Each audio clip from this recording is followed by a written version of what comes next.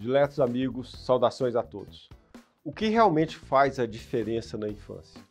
Os primeiros anos de vida são decisivos para a saúde de uma criança. Mas como garantir um crescimento saudável? Venha com a gente nesse episódio e saiba, junto com a doutora Elisa, com a doutora Estefânia e a doutora Bruna.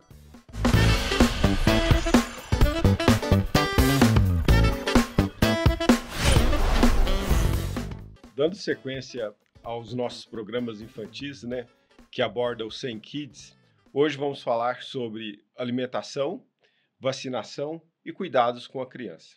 A primeira coisa que eu queria perguntar para a Bruna, realmente, qual a importância de uma alimentação equilibrada para uma criança, né?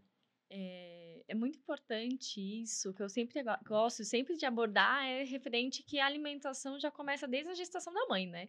Então, desde quando o que a mãe ingere na gestação pode influenciar muito no pós-parto, e inclusive em questões de doenças que poderiam ter sido evitadas, e uma delas é a questão da própria diabetes, né? Então, quando se tem uma alimentação já balanceada também, para as crianças, e acaba evitando uma diabetes ou até colesterol alto, que hoje em dia está tendo muitas crianças que estão tendo colesterol alto por conta de uma alimentação, por conta de fast food, salgadinhos, danoninhos da vida. Então, isso acaba a longo prazo, né, da vida adulta, evitar várias coisas. Então, uma criança obesa tende a ser mais obeso na fase adulta, o que pode levar a outros tipos de síndromes metabólicas, pressão alta, enfim. Mas isso, na infância, é extremamente fundamental. Então, uma dúvida que eu tenho é como fazer a criança, comer de tudo? É um trabalho que Não, já começa pelos isso pais. Não, porque eu falo assim, os pais, se o pai ou a mãe não come, por exemplo, a criança ela vai ter um exemplo do pai ou da mãe que não come. Às vezes, os pais até comem, mas não fazem por preguiça. Então, a criança não tem nenhum contato com aquele alimento.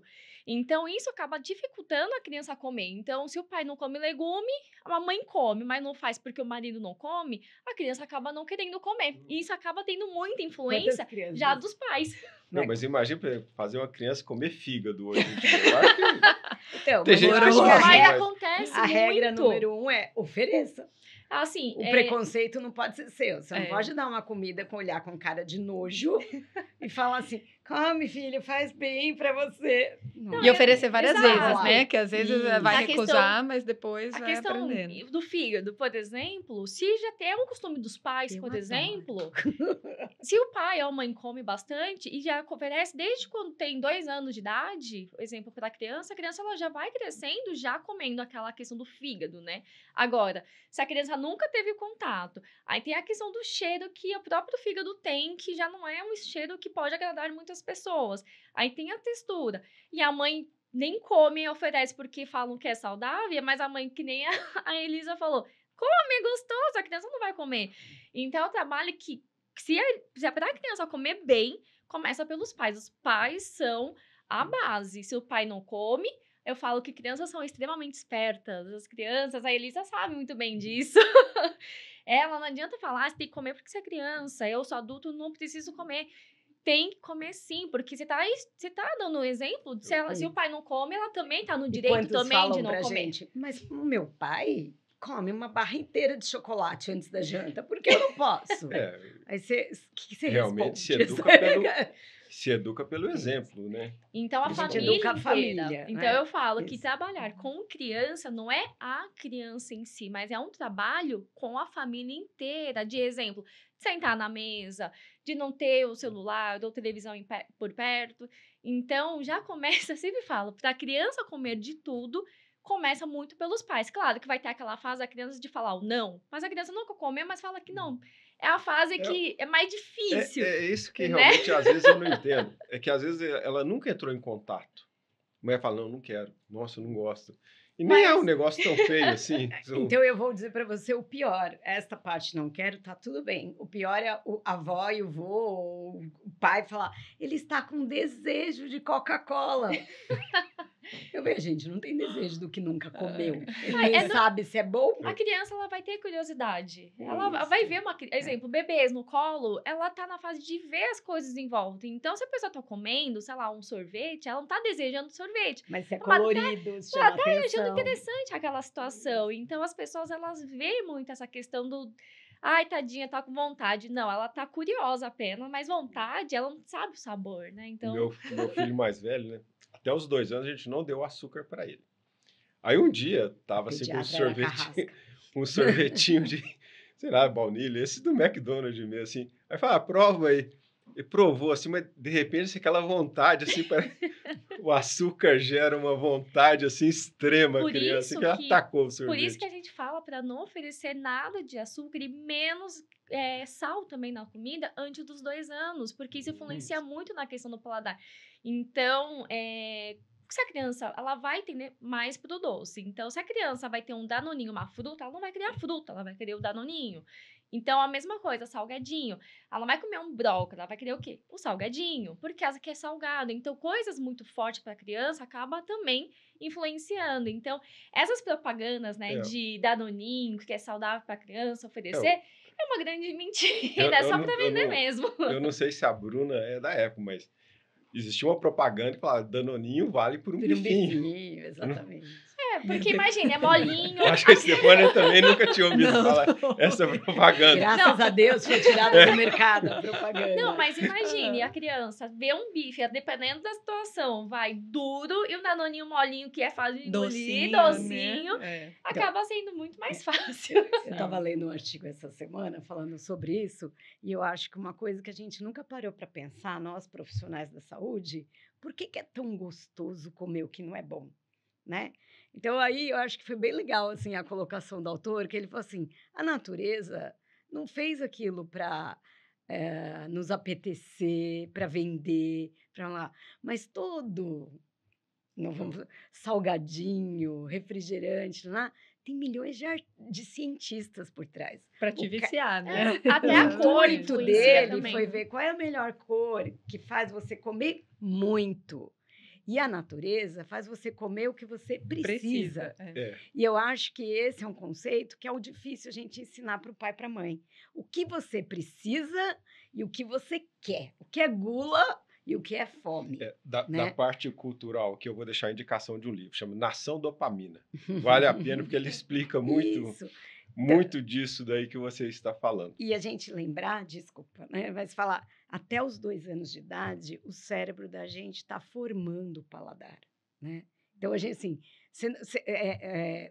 a sua natureza está fazendo você comer para sobreviver, né? Então, se a gente vai lá e apresenta para a criança um monte de coisa que não é para sobreviver, mas é para ter prazer única e exclusivamente, você acaba estragando o mecanismo que todo mundo tem, que é comer para crescer, para ficar saudável e tudo mais. Por isso que a gente bate tanto na tecla. Açúcar vicia. Sal em excesso vicia. A gente pode ficar uma semana, 2 meses sem doce. A hora que você coloca um maldito na boca. Imagine para criança isso. E a gente lembrar que nada é proibido. É que tudo depende da dose, né? Aquela coisa assim, o veneno... Então, o remédio, o que muda é a dose. É a dose. Antigamente, se falava muito, não se falava tanto para alimentação infantil, né? Como hoje em dia tem. Então, antigamente, era muito também... Era o que tinha em casa, macarrão instantâneo, por exemplo, que hoje, antigamente, as crianças comiam mais, né? Hoje ainda tem, mas hoje, pelo menos, eu não pego tanto isso, né? Eu pego mais... Né, em casos clínicos de crianças que realmente é mais parte de salgadinho e doces, né? Bolachas, né? Chocolate. Ainda, né? É o pronto. Que é só abrir o pacote, né? Sabemos da interação de uma dieta ruim com um quadro de infecções, né? E infecções, imunidade baixa de uma criança, né? E atualmente, pergunto para a Stefania e para a Elisa, né? Quais as principais, né? Que a gente tem observado? Se houve uma mudança com o tempo... Eu não acho que seja exclusivamente pela dieta. Não. Né, de forma claro. alguma. Mas também não podemos afastar uma pessoa que tem uma dieta totalmente inadequada, tendo um sobrepeso, e aí a gente não está mais falando só de sobrepeso. A gente tem crianças com obesidade. A gente tem crianças com resistência à insulina. Sabe as doenças que a gente ouvia falar em velhinho, adulto? A gente está começando a diagnosticar essas doenças por má alimentação em crianças pequenas. E pequenas, eu estou dizendo, antes mesmo da adolescência. E é claro que isso acaba... Uma das consequências disso é a sua imunidade fica pior. E aí a gente está naquela geração, né, Estefânia? Onde ninguém quer tomar vacina, porque a vacina é o mal do século, né? A vacina que é o problema da gente. E aí as doenças estão voltando, né? Acho que a questão da vacinação, a vacina foi tão boa que agora ela é ruim para ela mesma. Como assim? Deu tão certo a vacina, a gente ficou sem ver doenças que antes acometiam a população, que agora as pessoas não têm medo mais daquelas doenças que estimulavam ir lá e vacinar. Como a gente não vê mais, o povo acha que não existe mais e não vacina. Mas eu me lembro, né, por volta da década de 80, 90, ninguém questionava o que se questionava hoje. Aí, de repente, começou a haver um punhado de questionamentos. Assim, eu até acho que a ciência ela deve ser questionada. Tá? Sim, Eu acho que o cientista, né, o médico, ele tem que ser Nem questionador. Tudo que é verdade hoje justamente. É verdade amanhã. Mas, assim, tem algumas coisas que não tem, como dizia meu pai e minha mãe, não tem cabimento isso. Sim. Tá? Tem fatos aí na história da humanidade, né? Do quanto a vacina foi fundamental para a gente sobreviver. Eu queria até perguntar para você, você deve ouvir até mais do que a gente, né? Quais são esses mitos que tem sobre vacinação, né? A gente tem diversos. Isso. Olha, eu acho que tem livros mais escritos mitos do que verdade. sobre mitos, né, de vacina. Diversos. A gente até falou em outros episódios já, mas sobre o mito da vacinação e autismo, vacinação e alterações neurológicas, mais recentemente com a Covid, vacinação com chip, né? Não, a minha preferida é a vacinação impede ter filhos no futuro. Nossa, essa é melhor. Mas isso veio depois do COVID, né? De esterilidade. Afeta o útero. Então, assim, tem aquelas questões que a gente também já comentou em outros episódios, de que, obviamente, a vacina, como qualquer outro medicamento, pode sim ter efeitos colaterais. Isso pode. Então, a gente sempre orienta, tomou a vacina, pode ter febre, vai ficar um pouco mais borocochô, né, que a gente fala, vai ficar... Dói, exatamente. E tem algumas manifestações que podem ocorrer numa parcela pequena da população, mas que podem, por exemplo, até mesmo meningite asséptica, que a gente vê que pode dar dor de cabeça, né? Algumas alterações, sim, neurológicas, mas isso é muito particular de cada vacina e numa parcela muito pequena da população. Generalizar isso, falar que, nossa, faz mal, não vamos tomar, é muito contraditório, porque é a mesma coisa com qualquer medicamento que a gente toma, né? Desde uma dipirona que você toma, que pode ter efeitos colaterais para uma parcela da população, e mesmo assim todo mundo continua tomando a rodo isso, antibiótico, anti-inflamatório. E há uma dúvida também com relação à vacinação da mãe, né? Da gestante. Você tocou num ponto muito importante. Porque quando a gente fala em prevenção de doenças nas crianças, a gente acha que a vacinação é uma parte do pacote, de fato, mas ela não começa só ali na hora que o bebê nasce. Porque a gente tem que lembrar que o bebê nasce com uma imunidade que ainda não está preparada, então ele ainda não pode receber algumas vacinas, tá? Porque o sistema imune ainda não está preparado para receber aquela vacina. Então, como que a gente vai proteger a criança? E aí vem a estratégia da vacinação da gestante, principalmente ali no final da gestação, né? A partir de 30 semanas que a gente vê, porque a gente dá a vacina na mãe com o intuito dela produzir o anticorpo e passar para a criança, seja ali na corrente sanguínea, na placenta, na hora da amamentação. Então, isso é uma estratégia muito importante e que hoje em dia a gente já tem várias vacinas aí disponíveis para esse momento particular, para o seu filho já nascer com essa carga aí de anticorpos vindo da mãe, para proteger ele pelo menos até o sistema imune ficar bom para começar a receber as próximas vacinas. Bom, lembrando isso que o SEM, né, ele... Se você precisar de uma orientação, ele está apto a atender a sua Sim, temos lá tanto pediatras como infectologistas para orientar. Temos vacina disponível no SEM.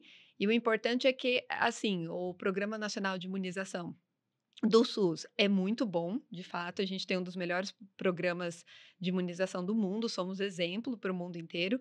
Mas tem vacinas que a gente pode dar na rede privada que complementam, né?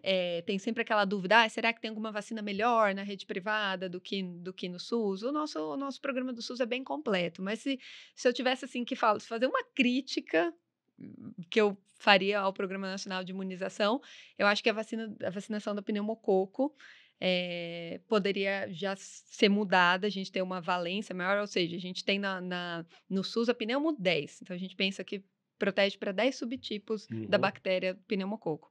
E a gente vê que está circulando aí na população pediátrica, abaixo de 5 anos principalmente, um subtipo do pneumococo, que é o 19A, que causa meningite, causa pneumonia, que não está contemplado na pneumo 10. Então, infelizmente, a gente vê que esse pneumococo 19A é o que está com maior circulação e o maior causador dessas doenças mais invasivas. Então, aí, eu, particularmente para os meus pacientes, é uma das poucas vacinas assim, que eu falo para dar diferente do Programa Nacional de Imunização, é a pneumococo, que em vez de tomar a pneumo 10, se tem a possibilidade de tomar no particular aí a 13 ou a 15, hoje em dia a gente já tem a 20. Isso vai mudar em breve no Programa Nacional de Imunização, obviamente que vai, mas ainda não é uma realidade. Então, até lá, para a gente dar essa proteção adicional, eu advogo a favor das vacinas de pneumococo acima da pneumo 13 e a gente tem na clínica, né? Então, é uma ótima opção. Não percam essa oportunidade. Bom, mas assim, eu gostaria de falar com relação à mudança de infecções. A gente estava até conversando aqui antes do início, né, da gravação, sobre coqueluche, né? Eu acho que a última vez que eu li sobre coqueluche, eu ainda estava prestando... mas estava prestando prova de residência. Pois é, né? Vocês falaram que voltou. Eu vi algumas coqueluche antes, né? Por isso que eu sei que agora que eu estou vendo é coqueluche. Mas voltou, né? Voltou porque as pessoas não estão procurando as vacinas básicas, né? Eu acho que é uma das vacinas mais...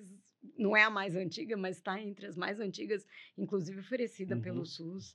A gente sempre teve nas campanhas, né? A famosa sempre tríplice que a gente tomava e tudo mais, estava lá. E as pessoas não tomam. E aí uma doença que, infelizmente, pode ser fatal para crianças pequenas, principalmente crianças que ainda nem têm idade para tomar. Por quê? Porque o pai, a mãe, os irmãos mais velhos não tomaram.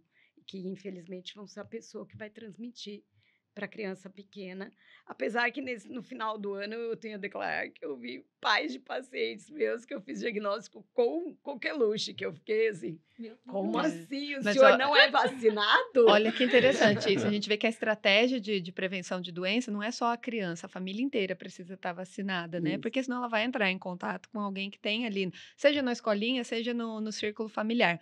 A coqueluche, realmente, a gente está vendo um aumento da incidência dela. Era uma doença que a gente não via faz tempo, então é aquela tosse comprida, tosse de cachorro que a gente fala, que vem naqueles paroxismos, aquelas ataques de tosse muito importantes que a pessoa chega até a desmaiar, né, de tanta tosse que tem. E realmente a gente tem a vacinação no SUS, então é a DTP, né, que é a pertussis, que é a bactéria que causa, e a gente tem para criança, ela está dentro da penta, né, no SUS, que é com 2 meses, 4 e 6. E aí você pensa, mas e até 2 meses?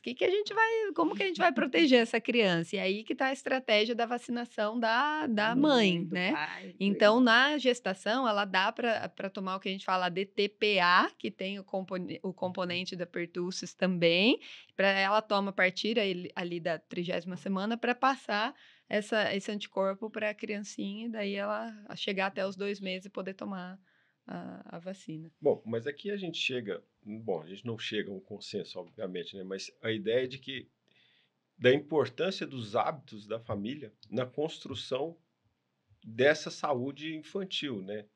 Aí eu queria ouvir a opinião de vocês, né? Sobre isso daí, sobre realmente a família ter...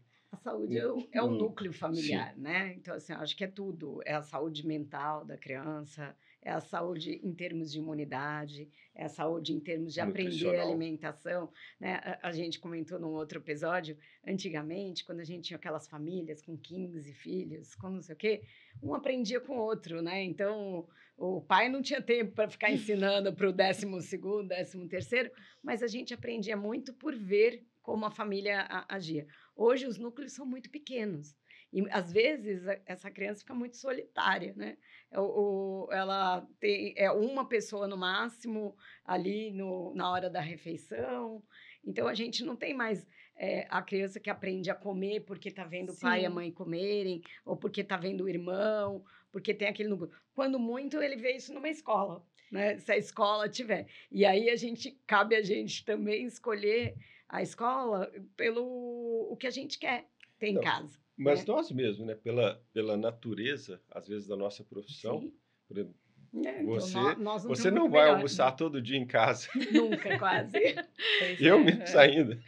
Então, mas é isso, mas ao mesmo tempo, não é quantidade, né? É o que a Sim, gente diz para todo mundo. é a Realmente, qualidade eu daqueles não momentos. consigo almoçar todo dia, mas na minha casa a gente sempre tenta uma refeição ao dia, todo mundo, porque hoje nem o café da manhã, que quando eu Dá era menor, certo. era que sempre dava certo, hoje muitas vezes é no jantar. Não deu no jantar, a gente fala, poxa, amanhã vou tentar no café da manhã tá mais junto e tudo mais.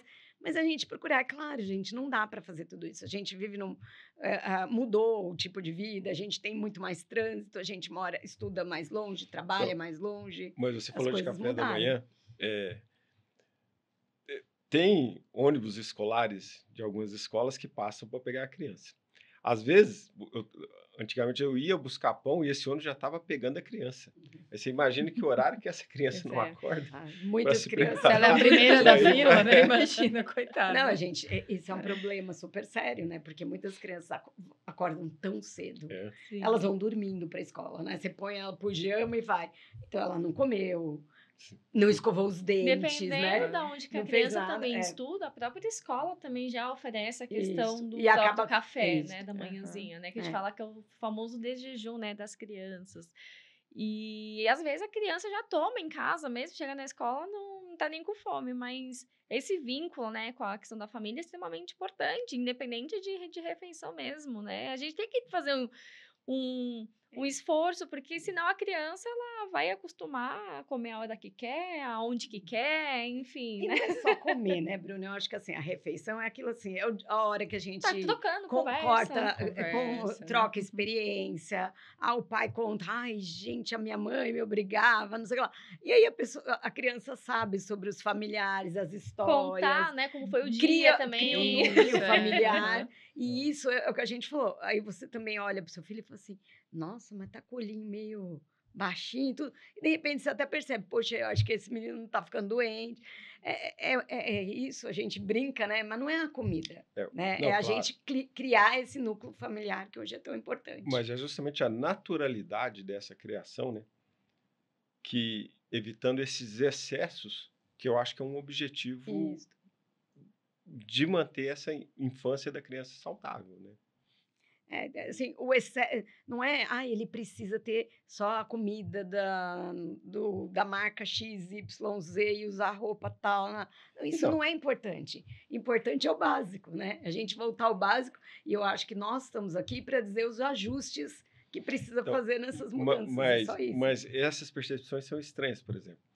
O meu filho mais novo, a dona Francisca lá, às vezes, ela acha que ele está com fome. Ela chega do nada e dá, Mas e dá veja comida bem, para o ele. trabalho dela é fazer a comida e que ele esteja alimentado. O problema é Então. que ela não tem noção de quando acabou o trabalho dela. Porque ela, provavelmente, para agradar e dizer que ela trabalha bem, ela precisa... Sim. As pessoas, assim, ela só tem esse trabalho. Olha, vamos arranjar outro trabalho diferente para ela, que ela vai parar de superalimentar ele. E isso não vale para dona Eu deixo Francisca. aqui um abraço. Isso vale para a avó, vale para o vô, vale para as outras pessoas no âmbito familiar, né? Eu deixo aqui um abraço para a dona Francisca, que ela trata muito bem. Então, talvez você fala para ela assim, Sem dúvida. sabe, a pediatra falou que tá faltando abraço para ele. Aí Uhum. troca a comida por abraço. Quando Eu vou você falar- sentir que tá com fome, não é fome, é falta de um abraço. É falta de abraço. Eu vou falar para ela que a Eu já tô pediatra é muito brava. eu Se já ela tô der, eu vou mandar ela imaginando- vir aqui conversar. Imaginando o filho do Anderson falar assim, pai, eu não sei o que aconteceu, ela não para de me beijar e me abraçar. Mas essa questão, né, da influência dos pais com a criança, também, por isso que é importante também, voltando a questão da cartinha, né, de vacinação, né, o cronograma de vacinação, né, E se os pais não acabam vacinando, a criança vai crescer e não vai ter essa cartinha, não vai ter esse costume, né? Então, vai falar, não sei nem que cartinha que são essas, né? Esse cronograma. A gente precisa, na verdade, toda criança precisa de uma rotina.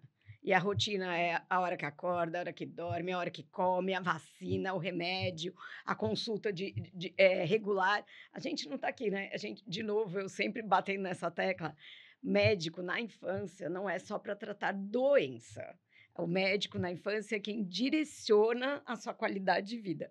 Por isso que a gente pega no pé, por que tem que ir tanto no médico, tantas vezes e tudo mais. A vacina não é para dar quando o amigo ou todas as crianças na escola estão tendo um surto. Não, você tem que tomar antes, você tem que ser a prevenção. Justamente, a profilaxia que é a prevenção a é o que melhor salva, atitude, né? O depois a gente... Eu costumo dizer que medicina é prevenção. Por isso que eu gosto tanto de infecto. Olha, realmente, eu acho que não tem uma área que correr é mais atrás depois é tão mais difícil, né? Exatamente. E hoje em dia dá pra gente prevenir de muitas formas. E a vacina, um arsenal desse que a gente tem de vacinação, mas daí a gente observa tanto que a gente faz errado, né? Se você tem um arsenal desse e a gente continua ainda tendo algumas doenças, porque a gente tem alguma não coisa usa, muito né? errada. E a mesma coisa da comida, a gente tem tanta coisa saudável, tudo. A gente usa o que é prático, e aí, de novo, alguém fez aquilo ser muito mais gostoso do que é o bom e saudável. Então, a mesma coisa, alguém está ganhando muito mais com remédio para tratar do que com remédio para prevenir. O prevenir está de graça. Poxa vida, vocês sabem, vocês me conhecem, sabem quanto eu sou pão dura. Se pudesse ser de graça e é melhor, para que eu vou gastar uma fortuna para correr atrás do prejuízo depois? Não, sem dúvida. Eu acho que isso é o ideal. Né? Com certeza. Tem a que prevenção se buscar é esse tudo, ideal. né? E é isso que a gente fala. Prevenção na pediatria, na fase da infância, é a gente aprender a rotina. Eu não sei qual que é a rotina, minha casa não tinha, não sei lá. Não importa, nunca é tarde para aprender, né, Bruna? Cada um cria a sua. Pode ser que a rotina que era na casa dos seus pais, você não gostava. E não tem rotina errada, não tem regra. O que tem é assim, a gente está aqui para dar as orientações e você criar a sua rotina, o seu correto, o seu meio de vida e suas opções. Cada um tem uma cultura, cada um tem coisas que acreditam. E a gente não está impondo o que a gente acredita. O que a gente está querendo aqui é ajudar a pessoa arranjar um equilíbrio, que essa é a palavra, acho que ideal de toda a infância. Rotina é tão bom, né? Eu falo que eu amo rotina. Eventualmente é bom isso. Esses hábitos de vida que a gente aprende com os nossos pais, olha aí, que interessante. Hábitos de higiene também, que são uma forma de prevenção, que é a coisa mais importante do que lavar a mão. Sabe aquela coisa, vai comer, né? Vai lavar a mão. Porque, de fato, é uma das medidas que mais impacta em prevenção de doenças. A gente pensa que na pediatria, a maioria das doenças aí são virais. Como que a gente vai evitar que transmita de uma criança para outra ou de uma pessoa para outra? A lavagem de mãos é fundamental, porque a gente sabe que ali na nossa mão às vezes ficam fomites, que são pequenas partículas de vírus, que a criança leva a mão de novo para o nariz, para a boca e acaba transmitindo. Então, lavar a mão é essencial e isso é um hábito que você aprende desde criancinha, né? Tanto é que na época pós-Covid, né, o hábito de usar gel... Usar gel, exatamente. A gente reclamou de muita coisa da pandemia, né? Mas a pandemia também deixou boas heranças. Sim, Eu tenho crianças... Eu ri que nasceram na pandemia, eles entram no consultório e já fazem assim. Ótimo. Ela tá pedindo dinheiro? Não, Ótimo. doutor, é o gelzinho, o álcool gel. Pra mim, quando fazia assim na nossa infância, né, Anderson, estou pedindo dinheiro. Tio, dá um trocado. Porque a gente não vai evitar que a criança entre em contato com o vírus, não tem como, né? Vai entrar na escolinha, mas aprender aí hábitos básicos, lavar a mão, cobrir a boca quando for tossir, quando for espirrar, e daí lavar a mão de novo. Isso é o essencial. Bom, não tem redoma de vidro que vai pôr que os vírus não vão chegar. Precisa até, né, entrar em contato para estimular o sistema imune. Mas... Acho que tivemos um excelente episódio, acho que esclareceu muita dúvida. Convido aqui a nossa audiência, se tiver alguma dúvida, encaminhar ao programa, né, ou própria a caixinha, né? Nem sei onde fica essa caixinha, encaminhe lá. Ou a própria clínica, né, que tentaremos responder em um desses programas aí. Muito obrigado a todas, muito obrigado à nossa audiência.